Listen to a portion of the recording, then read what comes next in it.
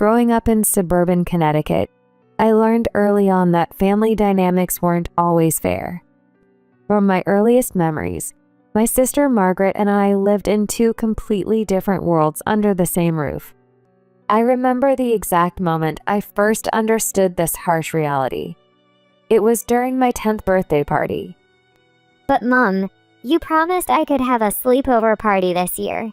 Honey, Margaret isn't feeling well today. We need to keep the house quiet.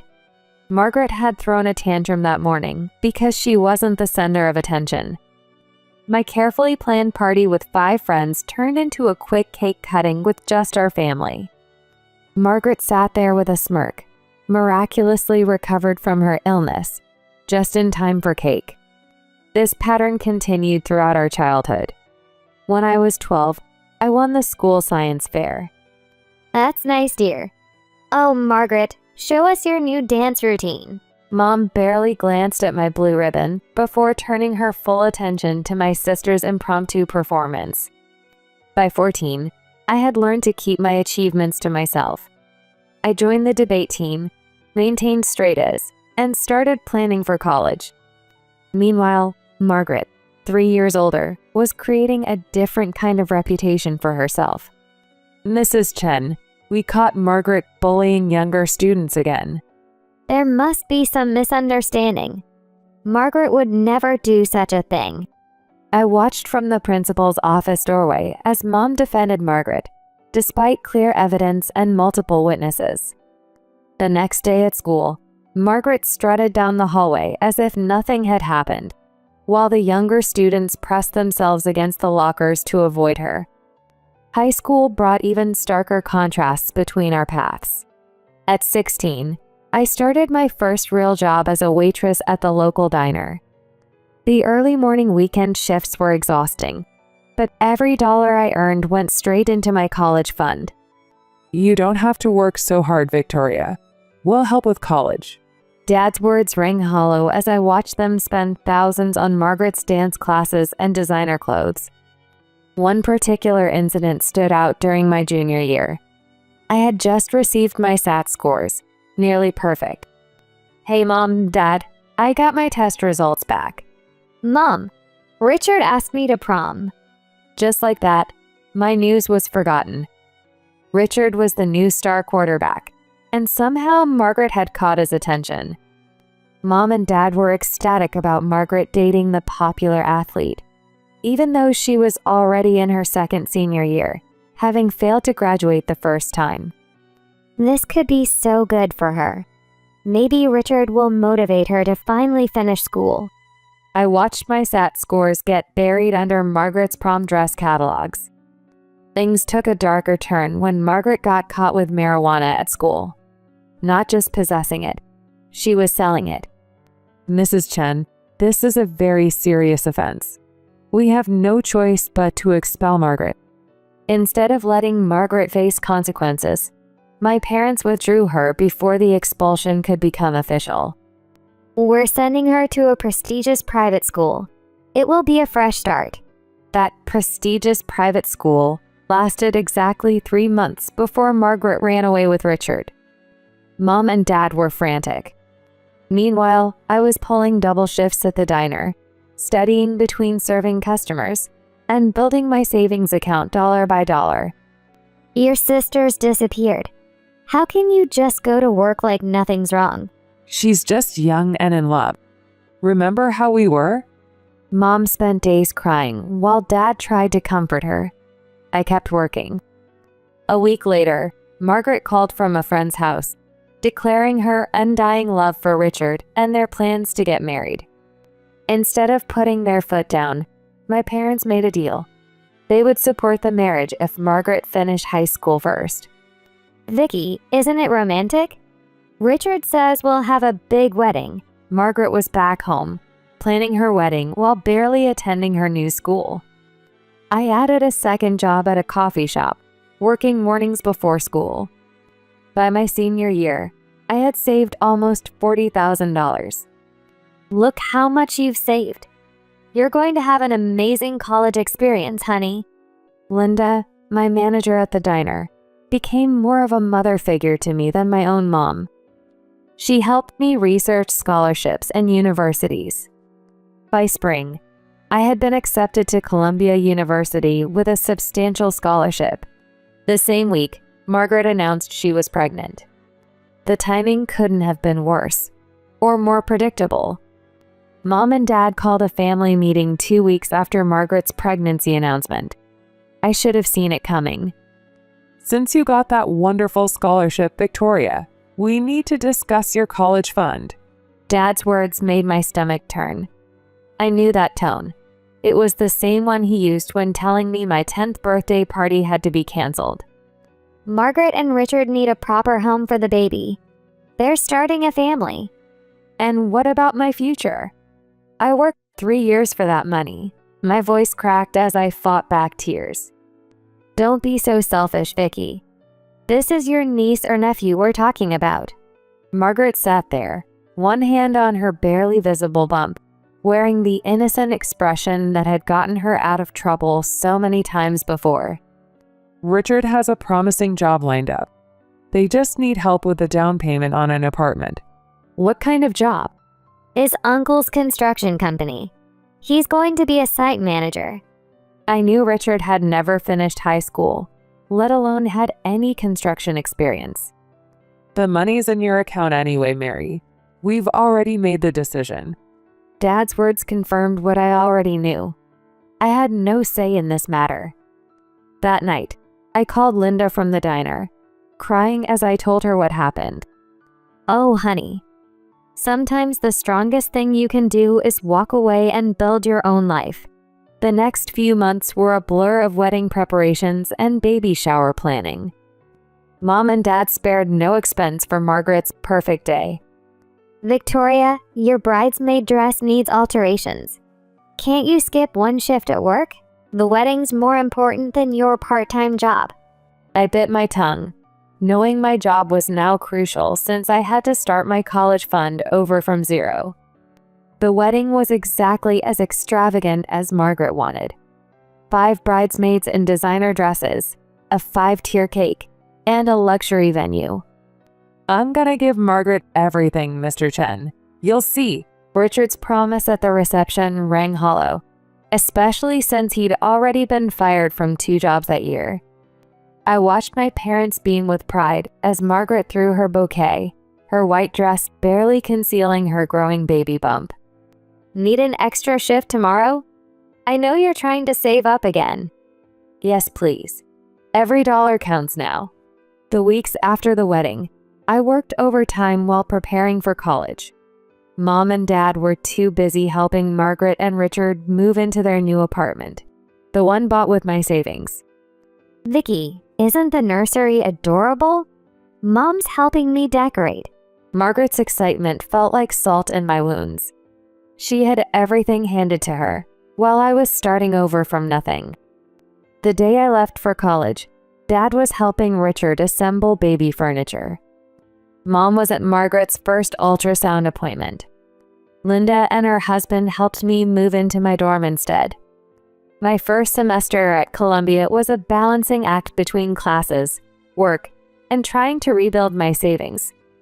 I found a job as a barista at a campus coffee shop. That's where I met Sarah, who would become my closest friend and ally. You're taking a full course load and working 30 hours a week? That's intense. No choice. I have to support myself now. I told her my story during our breaks, and Sarah's family quickly adopted me into their lives. You're spending Thanksgiving with us. No arguments. Meanwhile, updates from home came through social media and occasional texts from Mom. Thomas is here. 7 pounds, 6 ounces. Margaret did so well. I stared at the picture of my nephew, trying to feel something beyond resentment. The first few months after Thomas's birth, Margaret's social media was full of perfect motherhood posts, matching outfits, professional photo shoots, daily updates. Then the posts became less frequent. When they did appear, I noticed concerning changes. Is that a bruise on your sister's arm in that photo? And where's Richard? He hasn't been in any pictures lately. Mom's texts became more defensive when I asked about Margaret. They're just having normal newlywed struggles. Every couple goes through this. But I recognized the signs. The same patterns from high school were emerging again. By the end of my first year at Columbia, I had made the dean's list while working 2 jobs. I was slowly rebuilding my savings. Mom, I earned a summer internship at a marketing firm. That's nice, dear.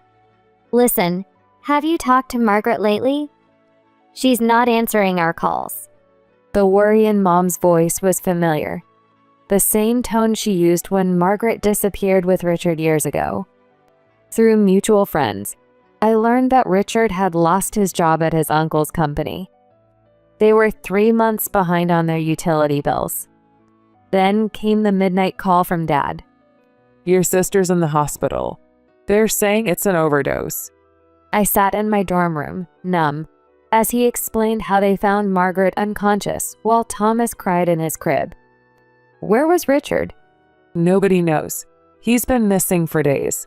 Mom and Dad took Thomas while Margaret went to rehab. Richard showed up 2 weeks later, claiming he'd changed. They're trying to get better, Victoria.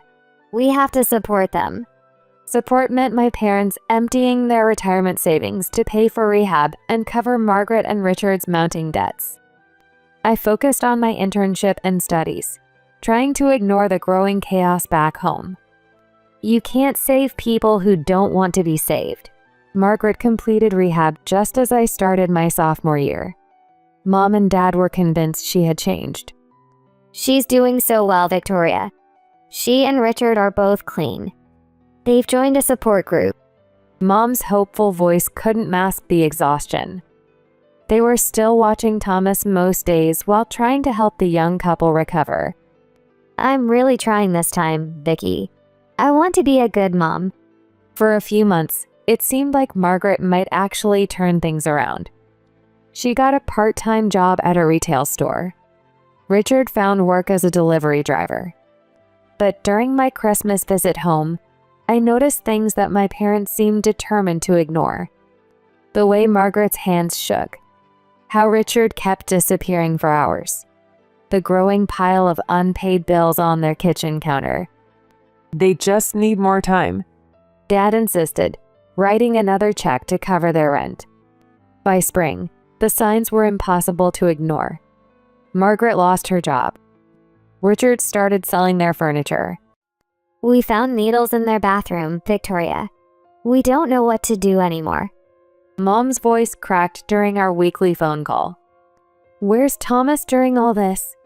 We have him most days. Margaret says she can't handle his crying. I focused on my studies and internship, trying to build a life far from the chaos at home. But worry for Thomas gnawed at me constantly. During my rare visits home, I noticed how my old bedroom had been completely transformed into Thomas's nursery. We thought it would be good for him to have his own space here. Mom explained, not meeting my eyes. We both knew Thomas was spending more time with them than with his own parents. Then one morning, during my final exam week, my phone exploded with notifications. Victoria, please call immediately. Emergency. My hands shook as I dialed, stepping out of the library where I'd been studying. She left him. Margaret left Thomas on our doorstep. Mom's hysterical voice filled my ear. What do you mean, left him? We found him this morning. There's a note. She wants you to raise him. The world seemed to tilt sideways. You need to come home right now. We're too old to raise a toddler. I have finals this week. I can't just drop everything. After my finals, I took a train home. The house felt different. Toys scattered across the floor, the air heavy with unspoken words. Thomas was asleep in my old room when I arrived. He'd grown so much since I'd last seen him. You need to read this. Mom handed me a crumpled piece of paper, Margaret's hasty handwriting filling the page. I can't do this anymore. I'm not cut out to be a mother. Victoria's always been the responsible one. the perfect one. She should raise Thomas. She'll give him the life I never could. I'm sorry. There's more you need to know. We found needles in their apartment again. They've been stealing to support their habit. How long has this been going on? They sold everything in the apartment. All the furniture, the appliances, everything we bought them. My college fund. We thought we were helping them start a family. We were wrong. For the first time, I saw genuine regret in Dad's eyes. We need you to take Thomas. You can take a break from college. I stared at my parents, their desperate faces illuminated by the kitchen lights. You want me to drop out? After everything? Just temporarily. Until we figure something out. Margaret specifically asked for you. Margaret lost the right to ask anything of me when she abandoned her son. My voice rose, and Thomas stirred in the next room. I immediately lowered my voice. We need to contact Child Protective Services. No, we can't involve outsiders. This is a family matter. Like how Margaret's drug addiction was a family matter. How did that work out? We were trying to protect her. No, you were enabling her. Just like you're trying to enable her now by asking me to give up my future. Thomas appeared in the doorway, clutching his stuffed dinosaur. Auntie Vicky? His small voice broke my heart. I knelt down to his level. Hey, buddy. Want to show me your toys? Spending time with Thomas that evening clarified everything for me. He needed stability, not another disrupted life. I'll help, but not by dropping out. But how? We're going to do this properly. First, we contact CPS. Then, you apply for temporary guardianship while I finish college. I laid out my plan, developed after hours of research and consulting with Sarah's mother, who is a family lawyer. What if they take him away? They won't. You're his grandparents, you have a stable home, and you've been his primary caregivers for months. But we need legal protection, for Thomas and for ourselves. I never wanted any of this to happen. For the first time, I saw Mom's armor crack completely. I know, but we can't keep pretending everything's fine. Thomas deserves better than that. I picked up my phone and dialed the number I'd saved. Hi, I need to report a case of child abandonment. The next few months transformed our family in ways I never expected. With CPS's involvement, everything had to be done properly and documented. Mom and Dad were granted temporary guardianship of Thomas, with regular home visits from a social worker named Karen. You're doing everything right. Thomas is clearly well cared for here. I continued my studies, but came home every weekend, establishing a routine with Thomas. Auntie Vicky, can we read 3 stories tonight? His vocabulary was growing rapidly, and his nightmares were becoming less frequent. Then, 6 months after Margaret's disappearance, the police found her and Richard. They're in a rehabilitation facility in Ohio. They got arrested for possession and chose rehab over jail. This time was different. Without my parents' safety net, they had to face real consequences. I've been so stupid, Vicky. So selfish. I don't expect forgiveness. I just want to get better. Really better this time. Margaret's voice on the phone sounded clearer than it had in years. A year later, Margaret and Richard completed their program. They started supervised visits with Thomas. We're taking parenting classes, getting our GEDs. I know I can't just take him back. I have to earn it. 2 years after Margaret left Thomas on our doorstep, I stood on the stage at Columbia's graduation ceremony. Looking into the crowd, I saw my parents, Thomas holding a "Congratulations, Auntie" sign, and even Margaret and Richard, now 1 year sober. The journey here hadn't been easy. My parents had to face their role in enabling Margaret's behavior. We were wrong about so many things, Victoria, especially about taking your college fund. Yes, you were. But we're learning to do better. Margaret and Richard were working steady jobs now, attending NA meetings, and having regular supervised visits with Thomas. I don't deserve a second chance, but I'm grateful for it. Thomas was thriving. His therapist said he was adjusting well to the structured custody arrangement. Auntie Vicky, look what I drew in school today. He showed me a crayon drawing of our whole family, grandparents, both his parents, and me. My marketing job started next month, and I'd found an apartment close to my parents' house, so I could still see Thomas regularly. We're starting a college fund for Thomas. A proper one this time. The irony wasn't lost on any of us. Sometimes broken families can heal, not by pretending the cracks don't exist, but by acknowledging them and growing stronger in the broken places. As I watched Thomas playing with both his parents and grandparents at my graduation party, I realized that sometimes the hardest paths lead to the most meaningful destinations.